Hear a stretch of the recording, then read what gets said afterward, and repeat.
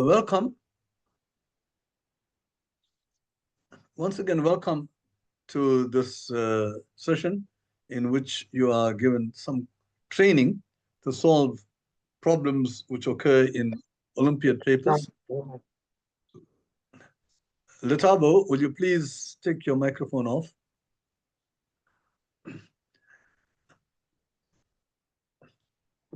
Yeah, we are given some training to solve Olympiad problems. We are on the 9th session now, which is the penultimate. In other words, the second from last. And I must say that I had enjoyed addressing you these last 9 sessions. And next week or in 2 weeks' time, we'll have our last session. And thank you once again for being quite regular in attending these classes. So today we are going to do session 9. And yeah, session 9. So let me just share the screen with you.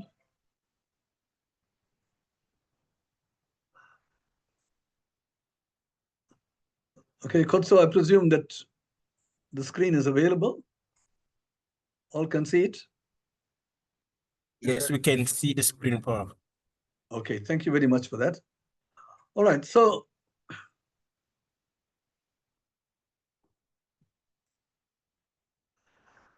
let's just get on to the very first problem in this for today, and that is the following.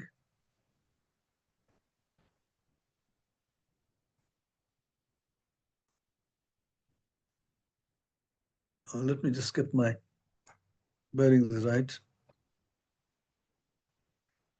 I can't seem to get.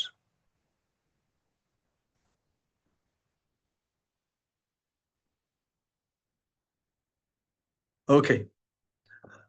All right. So the first question is calculate the area of a triangle formed by joining the points, and the 3 points are given, the coordinates of A, B, and C. So these will be the vertices of the triangle. The coordinates of A are 3 and 6, B 1 and 2, and C is 5 and 2. The Cartesian plane. In the Cartesian plane means you're drawing an x-axis and a y-axis, and that makes it into a Cartesian plane. All right, so what happened here?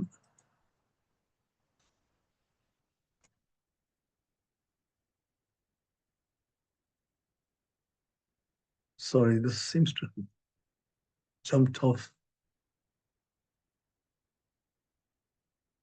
Okay, so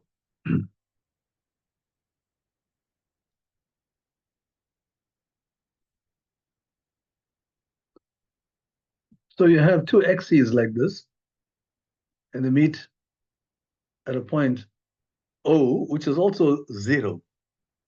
And because 0, you come from 0 and 1, 2, 3 on the horizontal, and 1, 2, 3 in the vertical. So they don't give you this triangle. I actually drew it, and you have to plot the points 3, 6. So here I see 3, 6 are moved 3 units to the right and 6 units to the north, upwards, because both are positive. And then I plotted the other 2 points. 1, so you move only 1 this way, and 2 upwards to get to 1, 2, and 5 is the same thing. You go 5 this way, but 2 upwards. So in other words, both these points have got the y coordinate equal to 2, so they are at the same level. Right? When you join them, this line will be horizontal. Right? So now what we really have is a line which is parallel to the x-axis like this. All right, and then you need to find the area of this triangle. Now, when you plot this triangle, you will see that this triangle here It's actually an isosceles triangle. Now, why do I say it's isosceles? Um, it'll take a little while to understand that. It's it's because you see, if you look at this, the x coordinate here is 1, the x coordinate here is 5, and the number which is halfway between 1 and 5 is the average of the two, which is 1 plus 5 divided by 2, and that is 3. So, so halfway between these are equal here. And here, the x coordinate is 3, and the y coordinate is 2. That is halfway. And now, if you look at A has got the same x coordinate as this point. So, in other words, if I join A to that point, I will get, they both got the same x coordinate. So, this line is now parallel to that because they got the same x coordinate. The distance from this point to the y-axis is the same as the distance from this point to the y-axis, which is 3. So therefore, this is parallel, which means now that this angle is really 90 degrees. This angle is 90 degrees. Right? So this, if you now you've got two triangles here, you see, and these two triangles are actually congruent because actually you don't need to know that they are congruent. You need to find out the area of the triangle. Okay, yeah, and the base. Yeah, I'm sorry, I really didn't need to do all this. Um, just ignore everything that I've said here. It's all these things are quite irrelevant. I was wondering why it's so complicated. Let me start all over again. Sorry about this. So it's half base. The area of this triangle is, there's your base, and times the height. And the height of the triangle, I'll have to draw it again from here to here. And you will see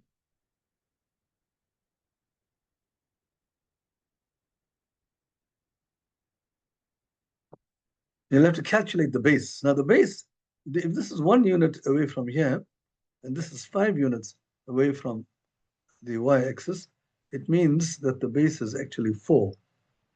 It's the difference between those two. Right? So you got 5 and you got 1. So therefore, this length from here to here is 5 minus 1. This is 5 all the way, 1 this way, it's 4.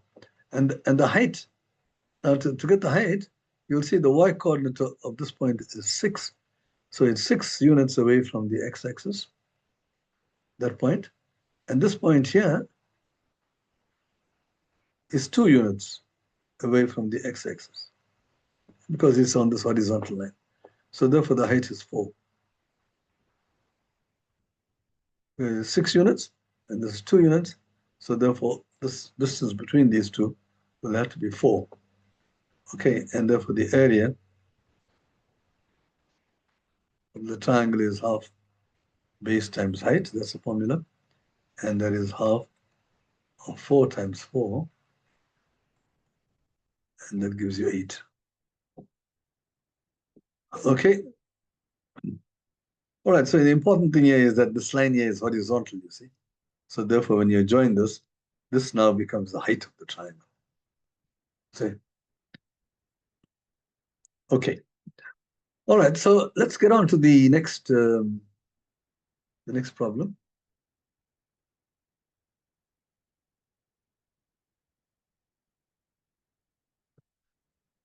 Now here, this problem says that there are 3 squares. Okay, we can see these are squares. So remember now, all the sides of these squares are all equal, and all the angles are 90 degrees. Just bear that in mind. And the coordinates of 2 points are given.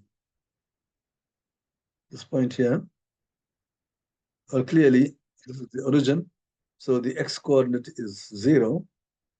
As we can see, the y coordinate is 4, which means that the distance from here to here is 4. But this is a square, so we can make all these equal to 4 from there to there as well. Okay. And also this piece here is 4. Right. Now, there's only one other point whose coordinates are given. It's this one here. And if we look at the y coordinate first, that's 12. So this is the y coordinate. From here, if you drop a perpendicular to the x-axis, as we see, so that distance is the y coordinate of that point, and that's equal to 12. So this is 90 degrees here. But this is a square, so all these are equal to 12. Even this part here is 12 now. See?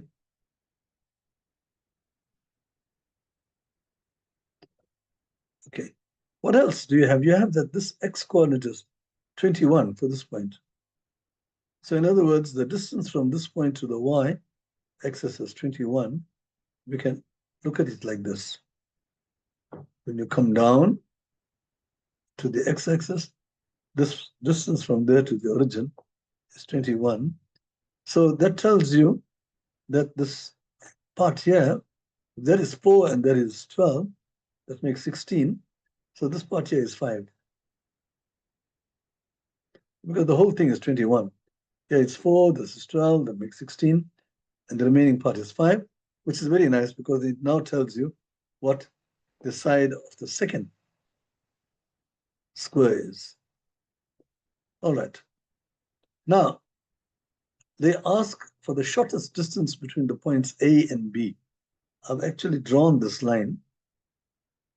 The shortest distance between A and B is a straight line that joins them. So in other words, we need to find the length of AB. But once you join this, you can see that AB is going to be the hypotenuse of a right angle triangle. So if that is the case, then we can calculate the hypotenuse by using Pythagoras, provided that we know the other two sides. So in this triangle here, this red line is the hypotenuse, and we just saw that this is 5. Right? So we got that, one of the sides, but we need to get the other side. The other side is 12. Because it's the side of the square, you see. So the other side of this right angle triangle is the side of the square. And therefore, you've got two sides of a right angle triangle. And by Pythagoras, AB squared is 5 squared plus 12 squared. That squared plus that squared, this is 90 degrees. And that is 169. And by now you should know that 169 is 13 squared. So AB is the square root of 169, and it is 13. So that is the shortest distance between these 2 points.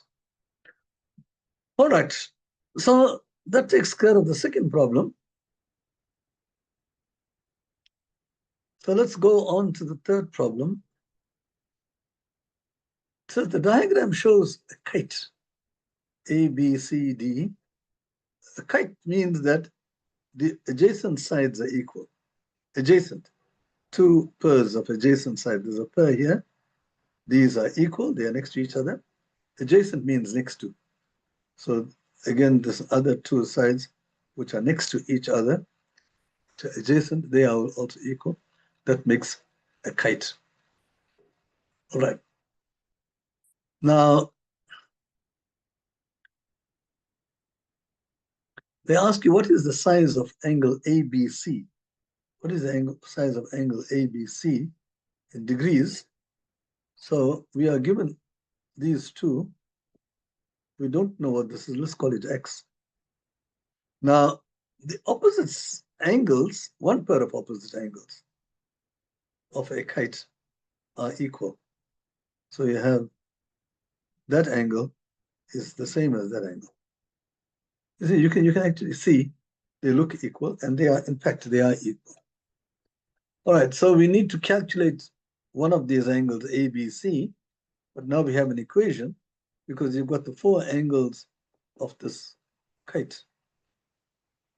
X plus x plus 40 plus 70. And you know that if you add the angles of any quadrilateral, you are going to get 360 degrees. The angles of a quadrilateral always sum to 360 degrees. So you have one unknown, namely your x. So if I join these two together and bring the others to the other side, you have to change the sign. So minus 40 minus 70. So 360 minus 110 is 250 degrees.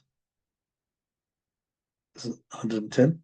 So that's 2x, so therefore x is half of that, which is 125 degrees. And that is the angle ABC which we're looking for. Because we gave the name x to angle ABC. And that solves the problem. Okay, so the answer to this question is 125. But I'm going to just use this opportunity to tell you some of the properties of a kite and why they are the properties.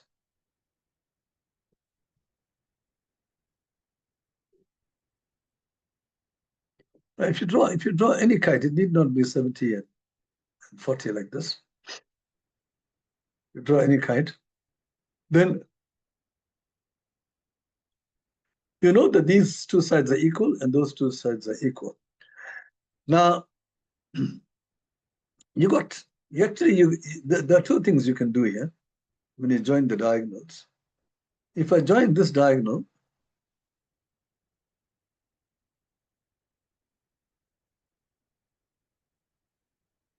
let's join the long diagonal first. Then you'll see that your quadrilateral is split into two parts.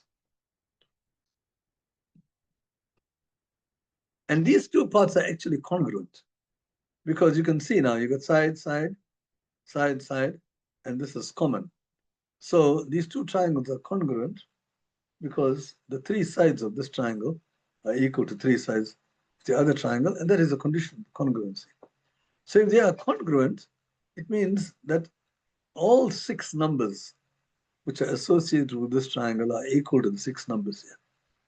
The six numbers being the three sides and the three angles. We already got the three sides, so that's fine. But now the three angles are also equal. And at this angle here, if I choose an angle in the top triangle, you have to know which angle is it equal to in the bottom triangle.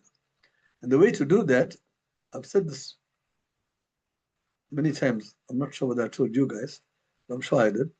You pair a side and an angle. So you got this side, single stroke is paired with the dot.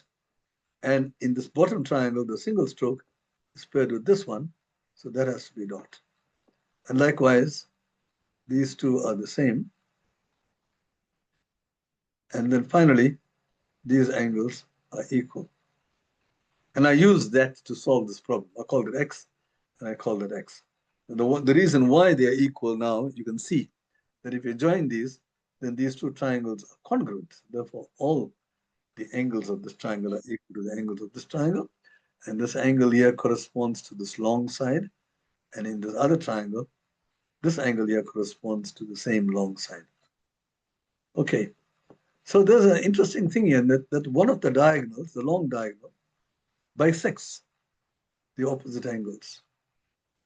Okay, now that's an interesting fact about a kite. This doesn't happen in parallelograms. Generally, the parallelograms or any quadrilateral, one diagonal doesn't bisect the opposite angles. So you get both these angles are equal. So this line bisects, and it also bisects that one. So this angle bisects both the angles. All right, and if you try to join the the other diagonal, then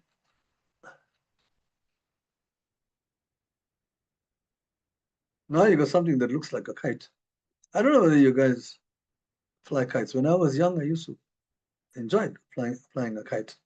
I'll put a tail here. Oh, my tails were never straight. They were always made of some discarded cloth. So you take the discarded cloth and you put a tail, and then these were bamboos. I used to cut bamboos from a nearby tree, and then to hold them together, we had to tie a string at these two, and then another string which went to another bamboo which we bent to go like this.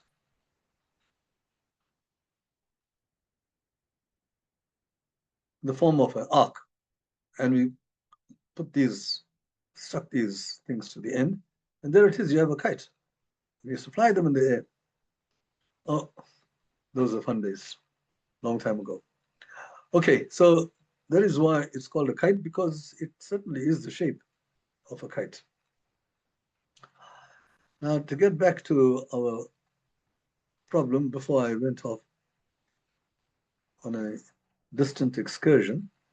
Now, when you join these points, now you get two isosceles triangles, you see? These two are equal. So it means that this angle here is equal to this angle here, because the angles opposite equal sides in an isosceles triangle are equal, and these two are equal. That is another way of proving that this total angle is equal to the total angle, because it's a sum of curl and double curl there, curl and double curl. There's one other interesting thing here, that when you compare these two triangles, you see there are four triangles. If you compare this one and this one, you will see that they are also congruent, because you got this equals this angle equals this angle, and this side here is common to both triangles. So you have two sides and an included angle. So these two triangles are congruent because you've got this side equal that side, this side is common, these are equal, so this becomes two sides and included angle, and therefore they are congruent. And then something quite remarkable happens, because if they are congruent, then all the properties of one triangle are equal to all the properties of the other. Now, for instance, the angle opposite this double stroke, which is that one, must be equal to the angle opposite double stroke in the bottom triangle, which is that one. Okay, now that's very interesting that these two angles are equal, but then these two add up to 180 degrees. And you've got two equal numbers adding up to 180 degrees. So those angles, those numbers would have to be 90 degrees. So we can conclude that these angles are actually 90 degrees. In fact, all these angles are 90 degrees. So you have in a kite the two diagonals, they intersect at right angles. That's another very useful thing. So when we used to make a kite, we made sure that they intersect at right angles, otherwise it won't fly. The one will be heavier than the other and will just sag during liftoff. They have to be perpendicular. But also, because they are congruent, you have that these are also equal. So there are a lot of interesting properties of a kite. That one diagonal bisects the other one.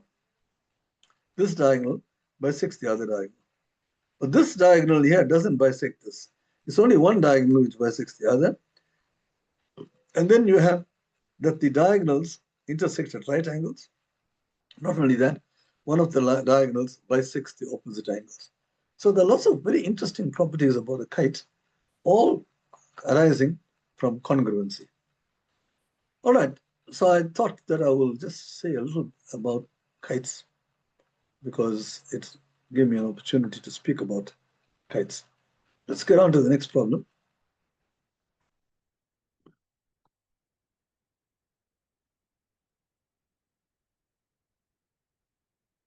Here you have lines A, B, and D, E are parallel.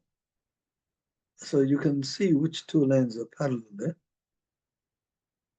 That one and that one. And then you've got an angle here like this, and you've got a 90 degrees here. And you've got another angle here, and you're asked to calculate X. You know that this is 90 degrees, and that is X. Now, the unfortunate thing here is that, oh, angle CDE is 40 degrees. So it's given that this angle here is 40 degrees. And you got two parallel lines, but you don't have a transversal, to make conclusions. And you're asked to calculate this angle here. So if we want to do it, we can, then why don't we force a transversal? Because if you got a transversal is a line that joins 2 points on the two parallel lines. So if I continue this parallel line and continue this line here, then I have a nice transversal. See, and you have your nice Z angle here, you see. So that helps a great deal because now you got that 40 degrees, this makes 40 degrees. So because these are angles, are alternate angles. There's your Z, right? The baby Z, because the Z is written wrongly. Small children write Z like that. Okay, but anyway, so you've got the alternate angles, but this is 90 degrees. And this angle here is external, you see. To this triangle here, it's the exterior angle. I've spoken about this. There's your flag. Right? You just draw this, draw a flag, and the exterior angle, this now becomes, when you take one of the sides and extend it, in mathematics you use the word produce rather than extend. So when this side is produced, it means the same thing as extended, then you get an exterior angle. And the exterior angle is equal to the sum of the interior opposite angles, exterior angles. Then the angle next to it, and then you take the other two, 90 plus 40. So the angle that you're looking at is 90 plus 40. It's 130 degrees. Well, you could have done it that way. Or I could have done it in some other way. But in all cases, I need to have a construction. So suppose now you had this. I can construct through C, I can draw another line parallel to the two lines. The two lines are already parallel. I can draw a third line parallel to the other two. Right. Now that is very nice because now you have two transversals. But this becomes a transversal, and that also becomes a transversal for those two pairs. So the construction is to draw a line parallel to the other two. I normally do the construction lines in red.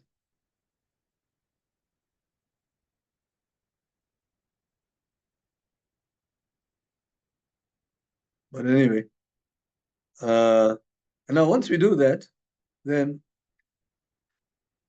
now you can see this angle is 40. There's your Z. And this angle is 90 degrees, it was given. So if this one part is 40, this other part has to be 50. So these two will add up to 90. But then these now become co-interior angles because you got a U here. See, the U angles are co-interior angles. And if this is 50, co-interior angles, they add up to 180. They are supplementary. So if this is 50, what must you add to 50 to get 180? Clearly, 130. So you still get the same answer. So we could have done it that way, where we draw a line parallel. There's still a third construction which you could have done, and that is, instead of extending one of the one line which I did, I can extend the other line.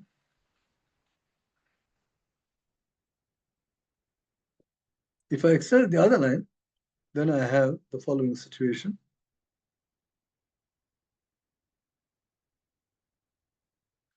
This was 40. Now, this is 90 degrees, yeah? So this is 50. This is 90 degrees. But now these two lines are parallel, and this line here is this long line.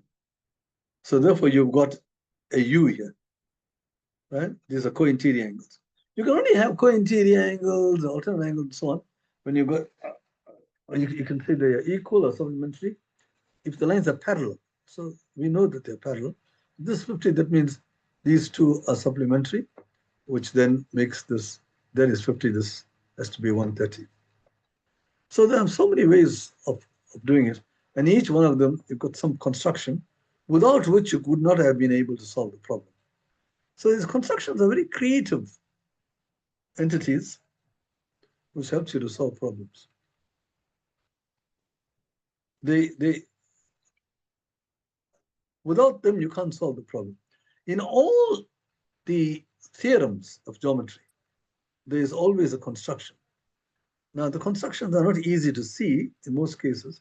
That is why they make them theorems. So they tell you what the construction is, they help you along, and then with that construction, you can use it to prove whatever the theorem is. Lots of theorems in geometry, but all of them, all you have to do is to just remember the constructions. And thereafter, you can try to solve the problem yourself. Theorems, I never ever learned of theorems.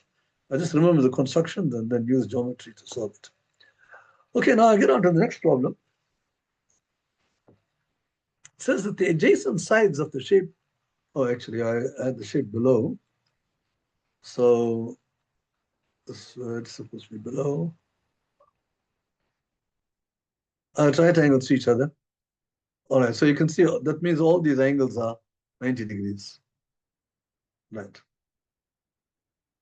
The actual question did not, oh yeah, okay, I think it had this. Right. The shape is divided into three pieces. You can see, you can sort of draw a dotted line here. And there's another dotted line going up to this. It seems to me that it's going to be at the middle of it. But we are not told that. I'm just saying it seems to me. So let me just take that, because we are not told that. In geometry, you never put down something that you're not told. All right, so now you have that. And then now these dotted lines, they are cuts. Right? So that the triangle now is three pieces, three different pieces. And what they do is they join these three pieces together to form this triangle. Okay, how do they do that? They take this piece here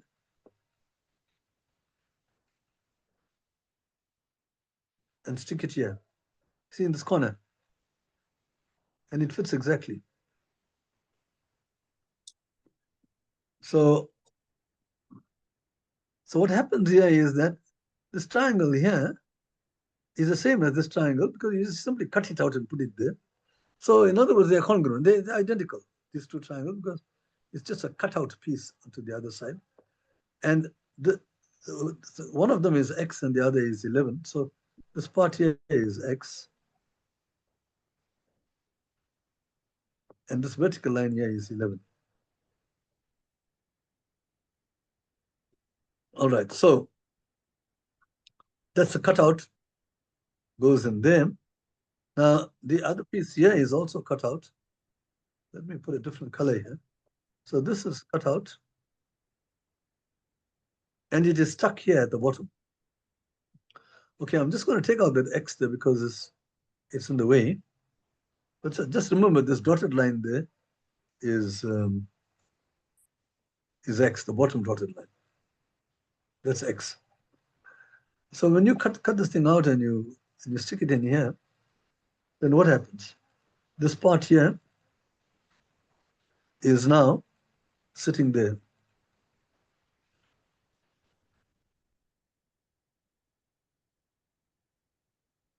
Like that. But what's interesting is that this angle is the same as this angle.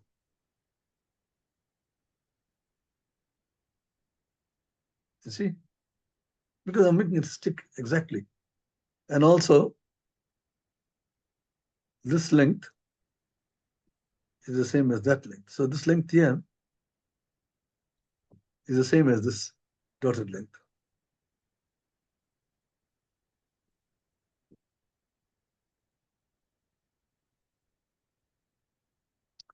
Okay, so bearing all that in mind, you got that this 11, 13, so these two together will be equal to this one here. This line here is 24. But this line is the same as this. Right? This thing here is cut and put it there. So this piece here is 24. Right?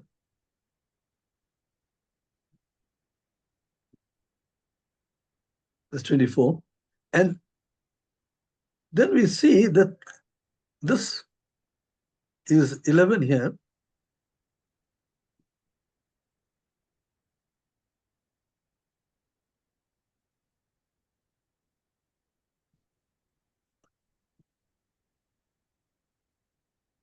And so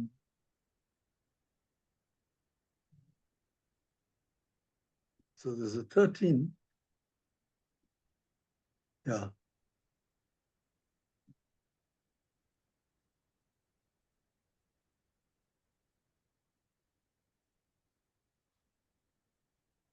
So you see, this 13 here is this part here.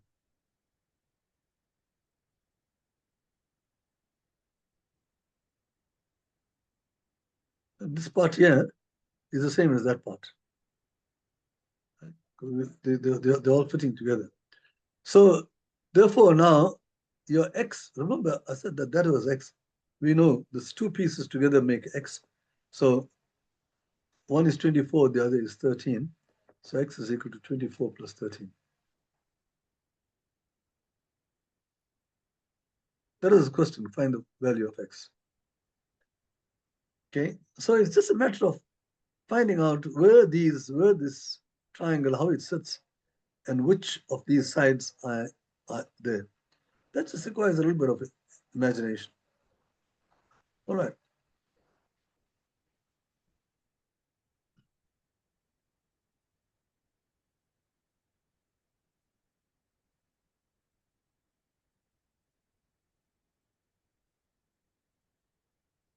Okay, let's get to the next problem.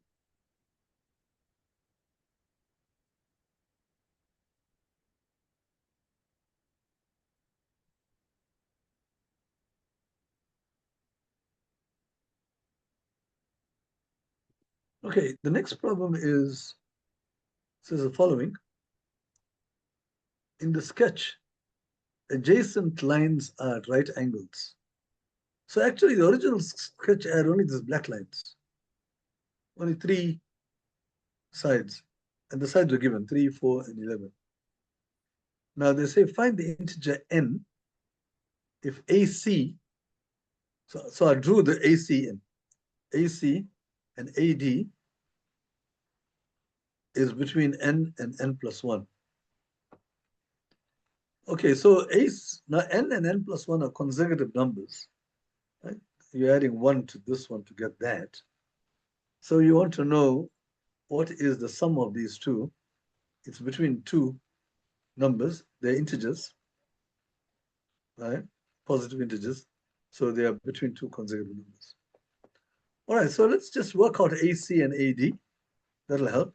AC is easy because this is they're at right angles. They say it's at right angles. So this angle is 90 degrees. And here from Pythagoras, you got 3, 4, so this has to be 5.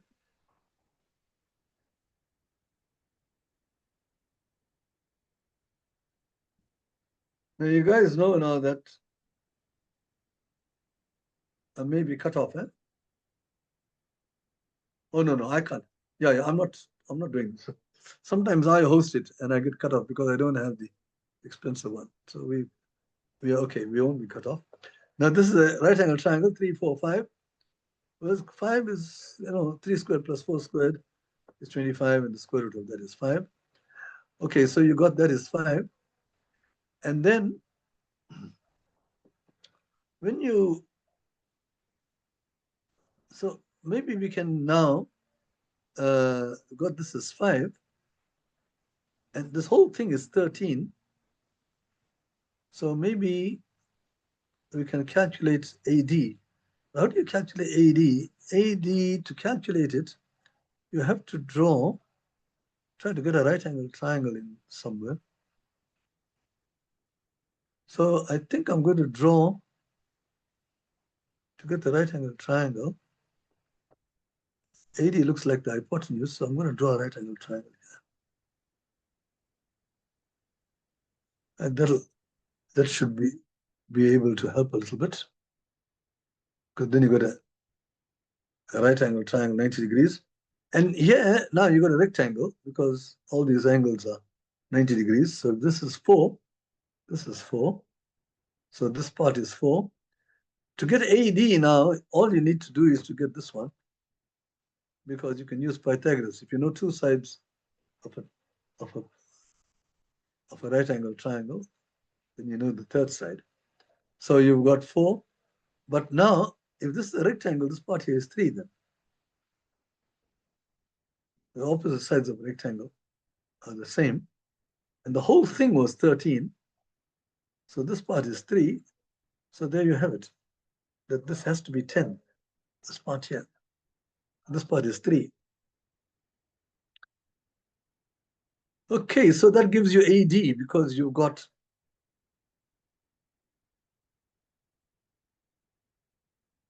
the theorem of Pythagoras comes in. It'll be 10 squared plus 4 squared. And that is 116. All right.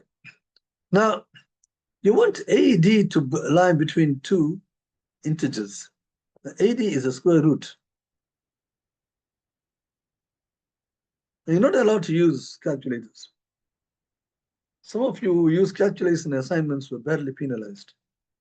You already know that in Olympiads you're not allowed to use calculators. You have to find some other clever technique to solve the problem. So we're not asking to actually calculate the square root of 116. It doesn't have a square root. But what it's saying is that if you want to know between two consecutive numbers, which two consecutive numbers is 116 between? Well, so first you find 116, which is the immediate square before that. It's 100.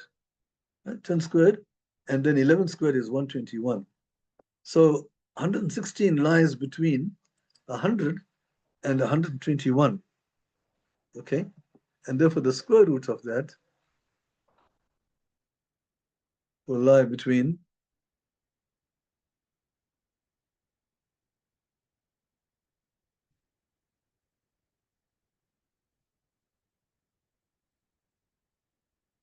right. So, but now that is just AD. This is AD. But I want to add AC to it. So I already know that AC is 5. That was easy. To calculate AC was 5. So to get the AD plus AC, then what we have to do is to just calculate those things. Let me just take all the things up. So Okay, let's do it properly. So I've got AD plus AC, and that is equal to the square root of 116 plus 5. Now AD is between 10 and 11. So therefore AD plus AC will be between 10 plus 5 and 11 plus 5. So therefore this quantity here is between 15 and 16. Right? So AD plus AC is between 15 and 16. And they say find the value for N. So N would have to be 15, and this is 16. Right? So these are integers, you see?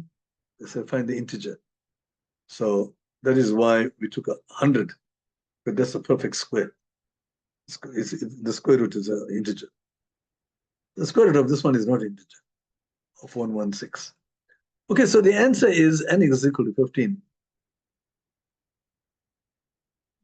Because AC plus AD lies between 15 and 16. All right, so let's get on to the next problem.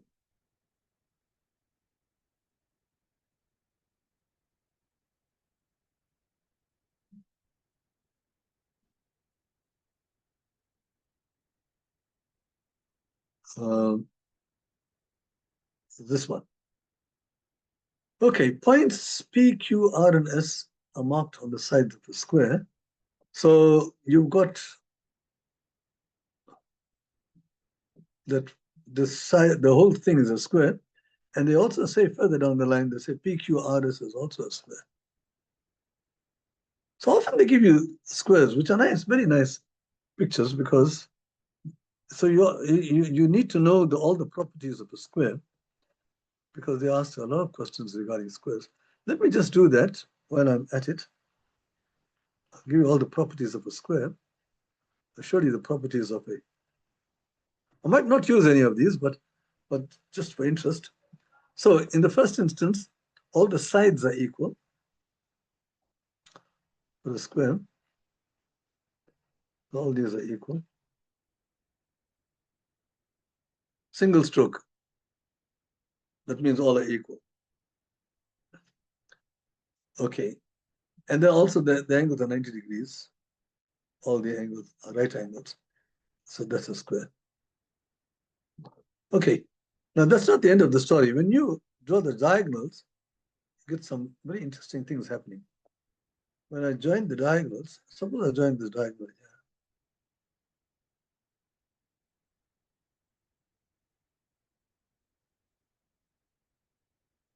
Now, then you see here that you got two. In any quadrilateral, when you join the diagonal, you get two triangles. But these two triangles are interesting because here, this triangle here is isosceles. You can see both sides are equal. And you already know one angle, 90. So it means that these two angles are equal and they add up to 90. Right? Because the third angle is 90 degrees and they're equal.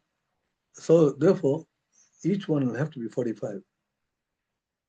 You want to be careful. When I ask students, two angles add up to 90, what are they? They'll say 45, 45. And I say, no, I was thinking of 1 and 89 or 10 and 80. There's so many ways to add up to 90. But if you know they are equal, then there's only one answer. It's 45 and 45. And the same thing applies here. So again, you have this diagonal bisects the opposite angle, and they're all 45 degrees. And as a matter of fact, that's the same applies to the other diagonal, which is very nice. That means there's only one angle.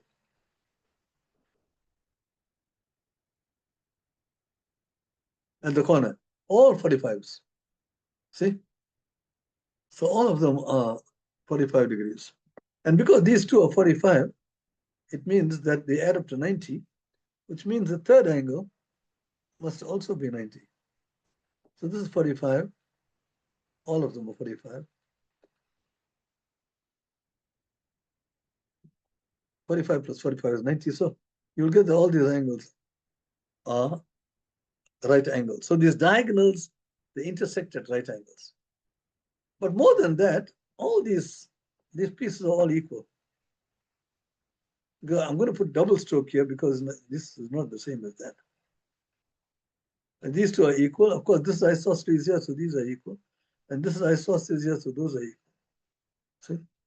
So you got, this is the full picture. In any square, when you have a square, just remember, when you join the diagonals, make all of them equal and make all these angles equal and all the sides equal.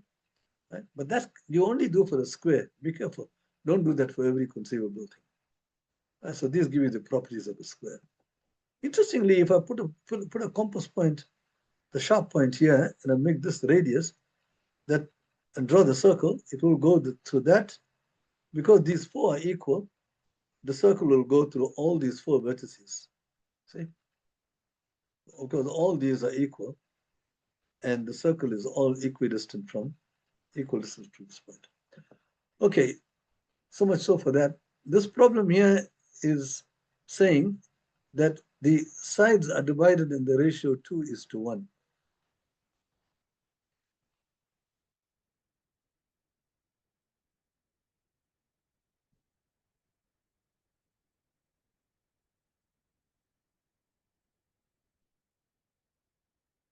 Now, the ratio is 2:1. So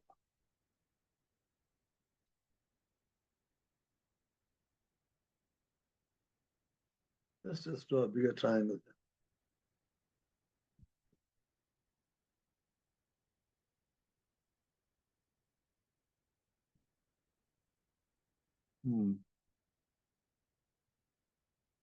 Anyway, that's not a very good picture.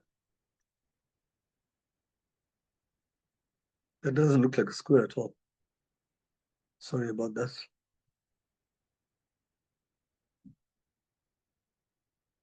Now, how do I select this thing?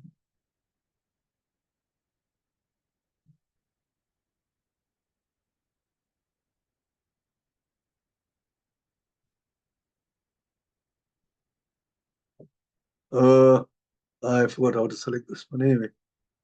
Okay, just imagine that this is a square, and I'm going to draw this thing in the ratio 2:1. So, in fact, that other one is a square also. So let me just draw that. Okay, this is easy. I'll just clear all the diagrams. I'm going to draw it again.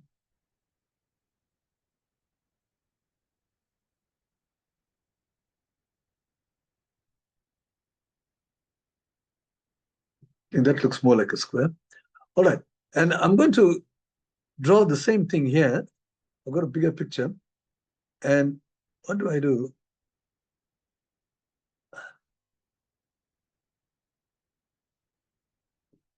I'm going to start here.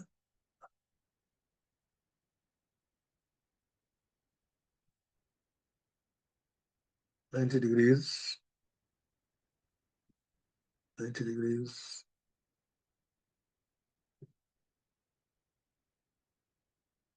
Oh, not bad.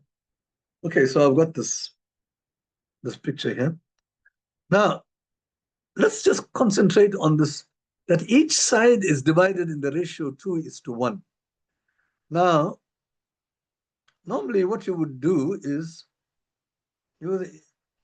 most people would say, okay, 2:1, that means this is 2, and this is 1.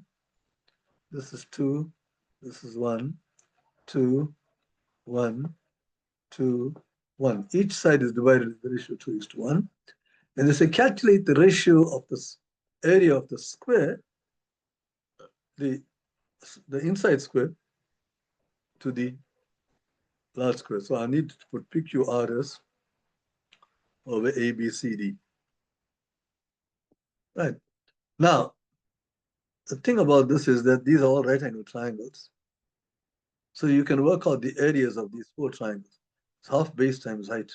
So half base is, you multiply these two and you find half of it.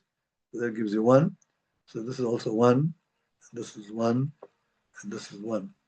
Areas of all these right angle triangles are easy. And the square itself, the side of the square is 3. So the whole square has got area 3 squared, side times side. The whole thing is 9. Right?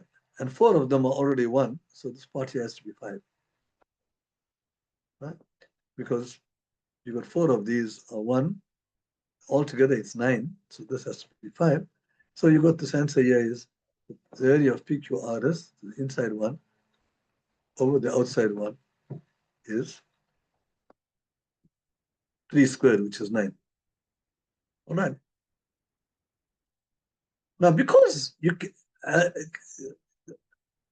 asked to calculate the ratio, then you are quite justified in putting 1 and 2. Right? But generally, what you have to do is to say, if the ratio is 2:1, it means that the sides are 2x over x. Because 2 over 1, it could be 4 over 2, or 18 over 9. So we can't say that this is 2. It could be 18 and 9. So it'll be wrong to say this is 2 and this is 1. So the best way to handle this is to say that this is 2 times something over something. So this has to be x, and this is 2x. So altogether you'll have 2x and 1x. And then, in the very general case where you are not saying it's equal to 1, then the area of each triangle, 2x times x is 2x squared, but that's base times height. So each part will be x squared. See? The area is half base, which is x times the height. So your side is now 3x. So the whole square is 9x squared. Right? Because the side is 3x, the whole square is 9x squared. And the 4 together gives you 4x squared. And that will give you the inside one, 9x squared minus 4x squared, will give you 5x squared. So that way, if I've got 5x squared, then you add it up to the other 4, you're going to get the area 9x squared, which is the area of the square. And this time you will have to write down PQRS, the area is 5x squared, and the area of the square is 2x plus x, which is 3x squared, 9x squared. And you see here, you got 5x squared over 9x squared, but x squareds cancel off, and you land up with 5 over 9. This is one of the reasons why when you're asked to work out a ratio, you can use any x you like, and you'll get to the right answer. But that is because in this, you can only do the ratio problems. You can take one particular number and say, let it be equal to 1, whatever. And there's nothing wrong with it, because at the end of it, you're asked to calculate a ratio. But that's only when you are asked to calculate a ratio, as is the case here.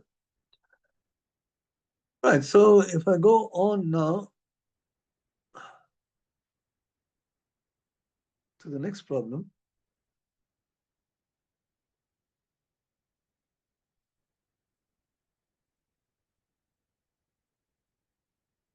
Now, this is an interesting problem. A rectangular sheet of paper with sides square root of 2 and 1. Okay, now they don't give you this, the rectangular sheet of paper. So let me just draw this rectangle somewhere. So what happens is that the sides are given as 1 and square root of 2. Right. Okay, now this has been folded. Now that's interesting. You're folding this, right, so that this point here hits this point, it's a point here. And it must go. And so you want this entire thing to fold it and reach here. So it seems to me that it's going to be here somewhere.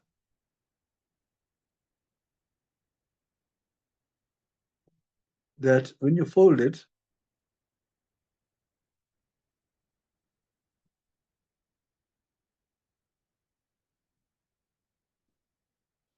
so we are folding it, which means that this one here now just becomes,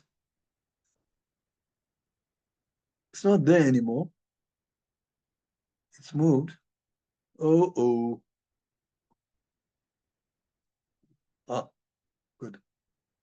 Uh, okay, it doesn't matter. And the whole corner has been brought down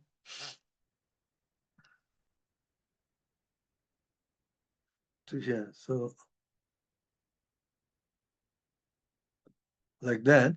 So that right angle is now here. It's folded. It's there like that.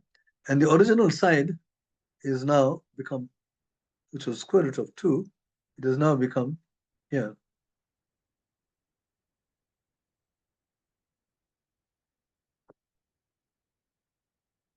Because when I folded the original, that part there, it comes to sit right here. So this is square root of 2. And yeah, the other thing is, yeah, that's all you know.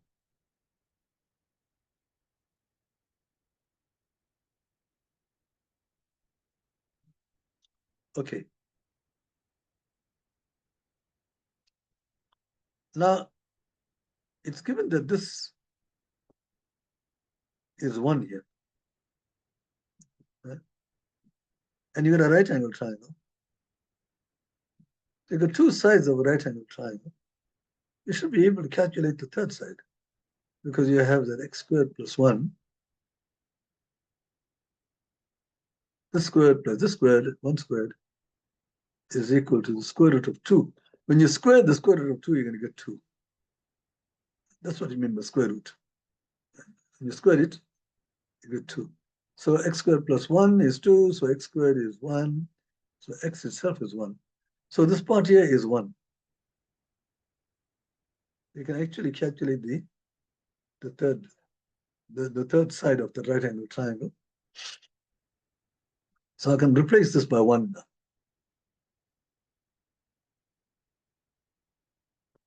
Because x is equal to 1. Yeah, but now you got to,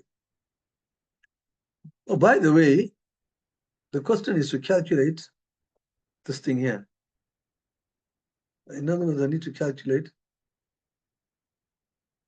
Oh, no, this is not what I did. This is the wrong diagram. Sorry about this. It's the wrong diagram.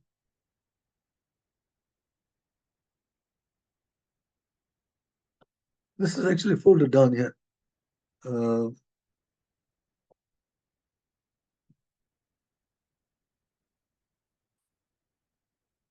crease is in between. See, when you're folding, there's a creasing line like this. It's like that. So this part here has come here.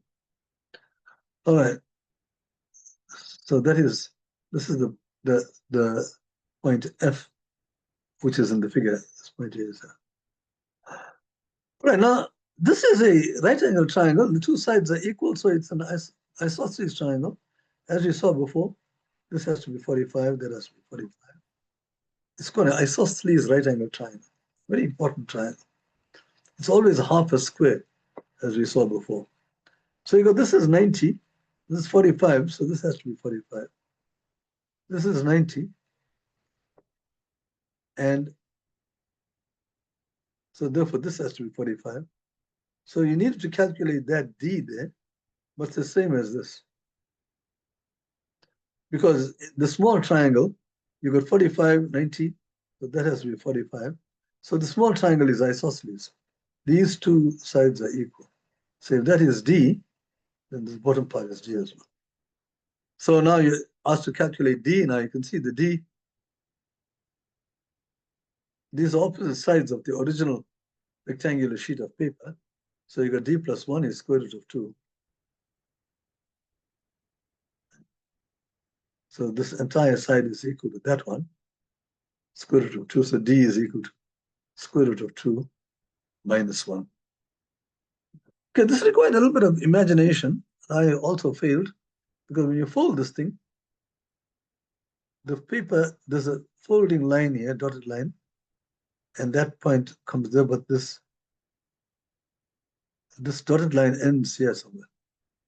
And that's what we have. If you, in other words, if I completed this, thing, this is what I would have got. That 90 degrees comes down here. And this square root of 2 comes here. Like that. Okay. Could have used that diagram. All right. So let's go on. The answer is square root of 2 minus 1. You were asked to calculate D.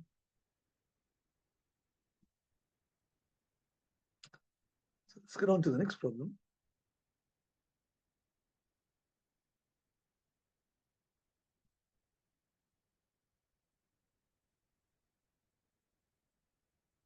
So here, the problem is determine the perimeter of the triangle. The picture is given there. So what's given here is the hypotenuse is given as 10 and 11, or the area is 11. So 11 is the area of this triangle. See? So that's 11. But you have only one side and you don't have the other two sides. And they ask you for the perimeter. So in other words, the perimeter means the sum of all the sides. Right? I only know one side. I don't know the other side. So let me give names to them. Okay. Just one moment, please.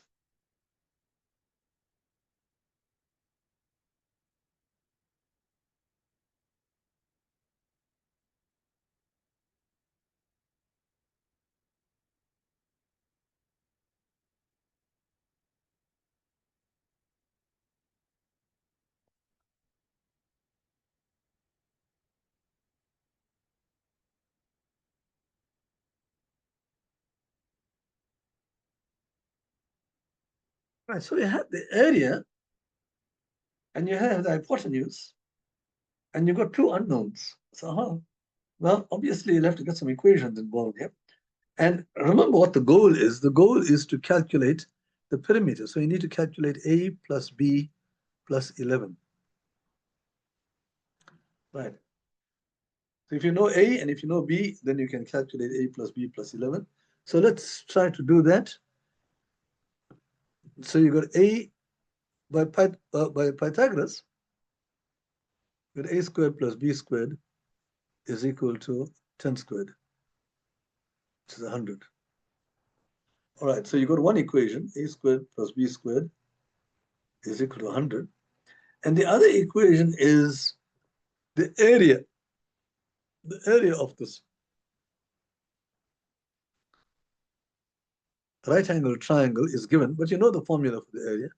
It's half. Now, the 90 degrees is here. So you can take this as your base, half A, and the height becomes B. See? So if you take this as a base, this becomes height. Half base times height is the area, and that is given as 11. So you got AB is equal to 22. The half of AB is 11. So AB will have to be twice that. All right, now when you try to calculate A plus B, well, when you try to calculate A and B here, you can see, well, A is, you can solve for A, which is from here, A is equal to 22 divided by B, because A times B is 22, and you can put A equals 22 over B in that thing there, and you have 22 over B. If you substitute for A, all squared plus B squared is equal to 100. And then, okay, you got one unknown, but now when you work this thing out, you'll get something like this 484 when you multiply by B squared, the B to the fourth, 100B squared. So you get a funny equation, fourth degree equation. A B to the fourth plus 100B squared. If you bring all to one side, make it equal to 0, you get a very horrible looking equation. and you get B, you have square roots and all that. And then you still haven't come to A. And when you want to take to A, now you have to substitute for B in that, and then calculate A plus B plus 11. Now, obviously, this is a very long, drawn-out process. And you wonder now, how can they give such a difficult question to junior students? The answer is that it's not difficult if you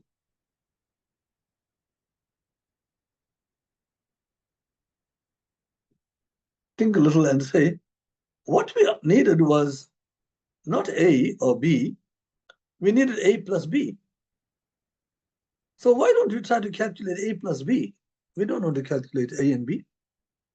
Can I calculate A plus B? Now, you focus on this equation, these two equations, and you'll see I've got A squared plus B squared, and here I got AB. So how do I get A plus B? Well, obviously, A plus B, if I square it, then I will have that A squared plus B squared terms coming out there. So this is A squared, right? Now, obvious, well, not obvious, I hope that you all know how to square what you call a binomial, the sum of two numbers. A squared plus 2AB plus B squared. All right, now let me rewrite this thing so I can get A squared plus B squared next to each other. Right? Plus 2AB. And what is A squared plus B squared? Now you know that is 100, you see. A squared plus B squared is 100. And AB is 22. So therefore 2AB is 44. And 100 plus 44 is 144. And that is A plus B all squared. So when you square A plus B, you get 144. So therefore, A plus B is 12. That's beautiful. Without finding A and B, you calculated A plus B. So sometimes, you have to ask yourself what is really required before you jump into, without goggles. And you can't, you get lost in the forest. All right, so A plus B is 12. That's not the answer, by the way. It's 12 plus 11. If you roll on 12, you lose all the marks, even if you did all this. Right? So it's 12 plus 11, which is 23. So that is the perimeter. Okay, so that takes care of that. The idea is you use these two to work out A plus B all squared, and that will give you the answer very quickly. Okay, so let's just get on to the next question.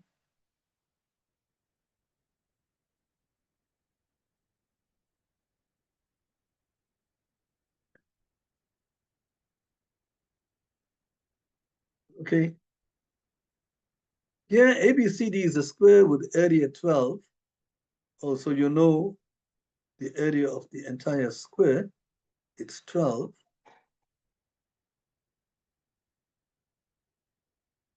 So the side will be square root of 12, but let me just call it A. I'll make it, yeah, okay, A. So you got A squared is equal to 12. I don't want to work with square root of 12. I'd rather work with symbols. Now, F is the midpoint of BC. So you got these are right middle here, and E is at the center. Okay, so that means that you come down like this. Oh gosh.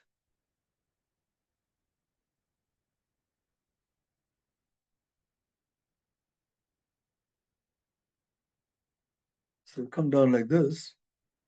Still can't see it very well. Okay, why do I do that? Because I want to calculate the area of these two pieces here. And I can see they are identical. So I really need to calculate one of these pieces. And once I know the area of one of these pieces, then I can just double it to work out the area of the shaded region. Asking for the shaded region. Okay, so to work on one of those pieces, that's the area of a triangle. And do we know anything about the triangle? Well, since this is the right slap bang in the middle, this part here will be A over 2. So this is half of A. Right? So because the base is equal to A over 2, and what is the height of this triangle? The height of this triangle is the distance. If this is the base, you look at that vertex, the distance from there to this vertical line. Now, you take the vertical line, and this distance here is what we're looking at. That's the height. But now we know the height because this is right in the middle, you see. So the height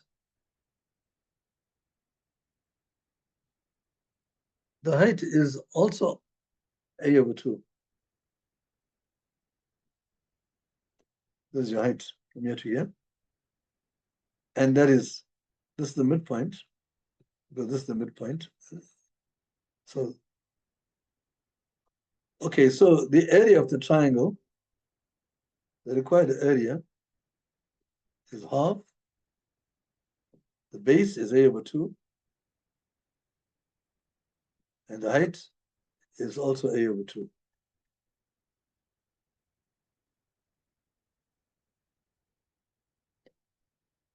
All right, so this is now equal to A squared over 8.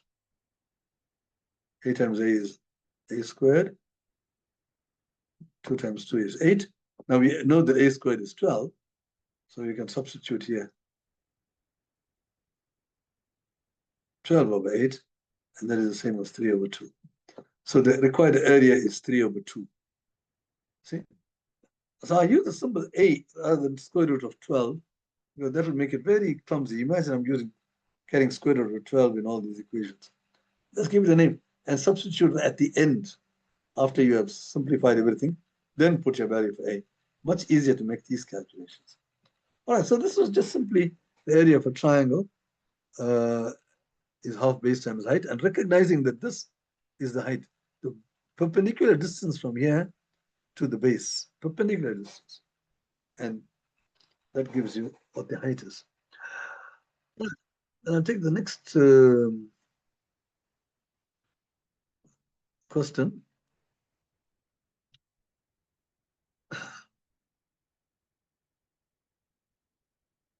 So here, determine the area of quadrilateral ABCD. Okay, we don't know the area of a quadrilateral, but it's always nice to split a quadrilateral into triangles. In fact, that's a common trick, to split a quadrilateral into triangles. And that's when you can get a lot of answers. Like, for instance, how do you know that the area, that the angles of a quadrilateral add up to 360 degrees? How do you know that? The way to see that is simply to split it into two triangles, and the area, the angles of the quadrilateral are these two together, that. So the sum of all the ticks is the sum of the angles of your quadrilateral. But then the sum of these ticks is 180, the upper one. There's 3 there, and the 3 at the bottom is 180. So the sum of the 6 ticks is 360. And that is how you get that the sum of the angles of any quadrilateral. Right? If you remove this diagonal now, then like that, the sum of all the angles is 360. Like that, you can work out a lot of nice formulas. Okay, so even here now, I'm going to split this thing up into two triangles, and to find the area of the quadrilateral, I try to find the area of each triangle. So how do I find the area of each triangle? One triangle is easy to find the area, because it's a right angle triangle whose sides are 3 and 4. Right? The sides containing the right angle. So this is half base times height, 4 times 3 divided by 2. So this area is 6. So that's easy enough. And also because this is a right angle triangle by Pythagoras, this AD is now equal to 5. Okay. So now the question is, what is the area of this triangle whose sides are 5, 5, and 6? So that's a challenge now. We don't know, we know the area of a right angle triangle, but a general triangle, we don't know. But for isosceles triangles, it's very easy to find the area. I'll show you why. So this is 5, 5, and this is 6. I've said this before, and I'll say it again. Whenever you got isosceles triangles, the trick is to split it in two, guys. Split it in two. To do that, from here, you just go to the middle of the next line, or perpendicular, and these two triangles are congruent. So you will have, when you spread it down the middle, what you're really doing is creating two congruent triangles. So you have this scenario. All right. So now when you got that, then you can see the 6 is now split into two equal parts. This is 3. So that this triangle here is 3 blank 5. This has to be 4. This is the famous 4, 3, 4, 5 triangle. And the area of the triangle now you can see quickly because you know the base. The area of this triangle is half base times the height, which is 4. You can see the height is 4. So this is 12. So this area here is 12. And the area of your original quadrilateral is 6 plus 12, which is 18. Okay. So I went through all that quite quickly because I took too long over the earlier ones. I thought I'd be able to finish. I think I just got one problem.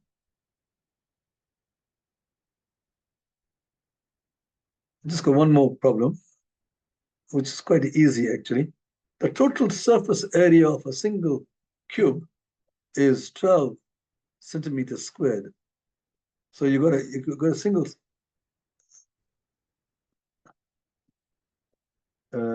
cube. The surface area means a cube has got 6 sides. You got these front and the back, the shaded and the side, the top and the bottom, right? And if you do all the sides together, the total surface area is 12, right? Okay, so it means that each face like that is 2 because you've got 6 faces, right? So now the question is, now you've got 100 of these cubes all placed next to each other like this, and they ask you what is the total surface area of the resulting shape. So you want to work out the total surface area. You got 100 of these. Okay, so let's have a look at the front. It's 100 times 2, 200. At the back, they're all stuck together, right? So you got the front. The back will also be 200, right? Which you can't see. And the top will be 200. And the bottom will be 200. But you don't have these because they are stuck. So you got top, side, bottom, opposite. So those are the 4. But don't forget that you also got those 2, that one, and that area is the area of a square whose side is 2. So that's 4.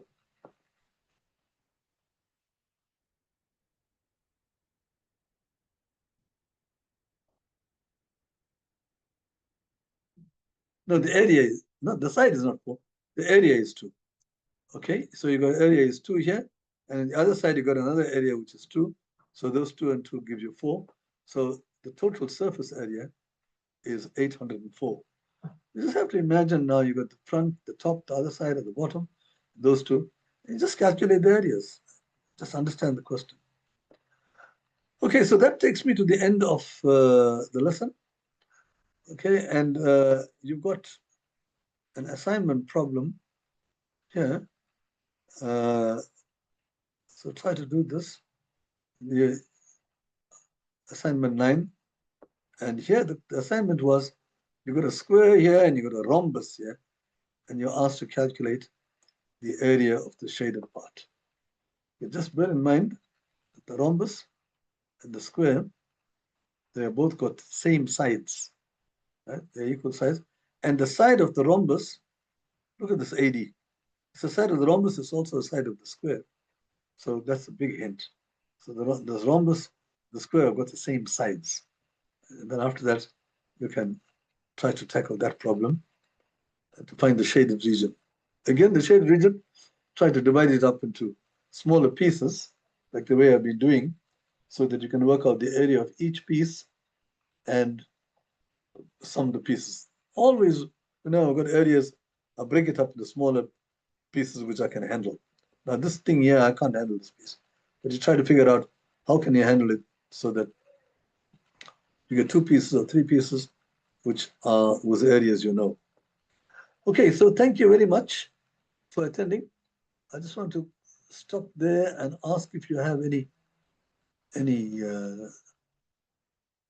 questions or any comments to make. One student says thank you. I don't know where it is. Right? Is there anybody wants to make a comment?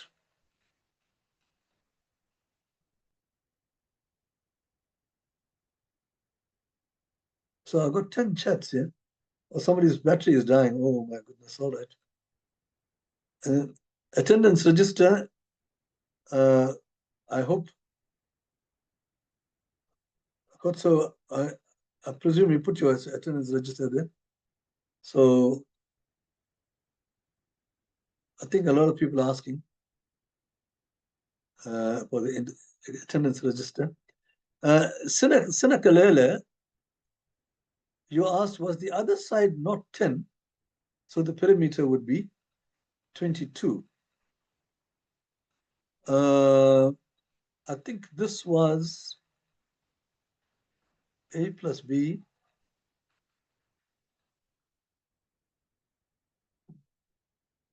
Okay, so she's asking the question about that area of the triangle, and she's asking, will not the other side be 10? Let me answer Sinakalele's question.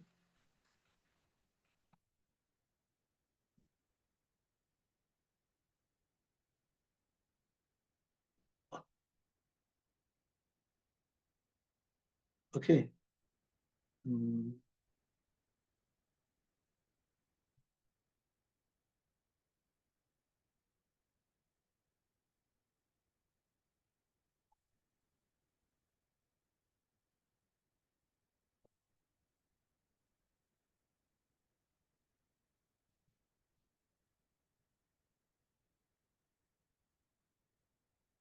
Sorry, I'm just having some problem trying to reduce the screen here. I can't seem to do it right now. Yeah, so what you have,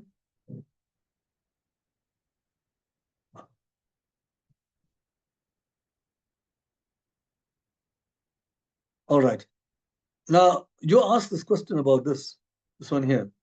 You say, will not the other side be, so the perimeter 22. So the 11 is the area of this. It's not one of the sides. And you've got a squared plus b squared. Half ab is 22. So you got the 22 is coming in as a product of the two. A, b equals 22. So it's a product of this and this is 22. That is what you know. But you don't know the perimeter. You need to work on the sum that plus that plus that. And there's no side here, which is 22. So she says the perimeter is going to be 22. There's no reason to think that the perimeter is going to be 22. The perimeter is a sum of that, that, and that. The perimeter would be 22 if all of them are 12. If you add up these two and you get 12, then you'll get 22. But there's no reason to imagine that these are, when you add these two, you're going to get 12. All right. Let me see if there are any other questions.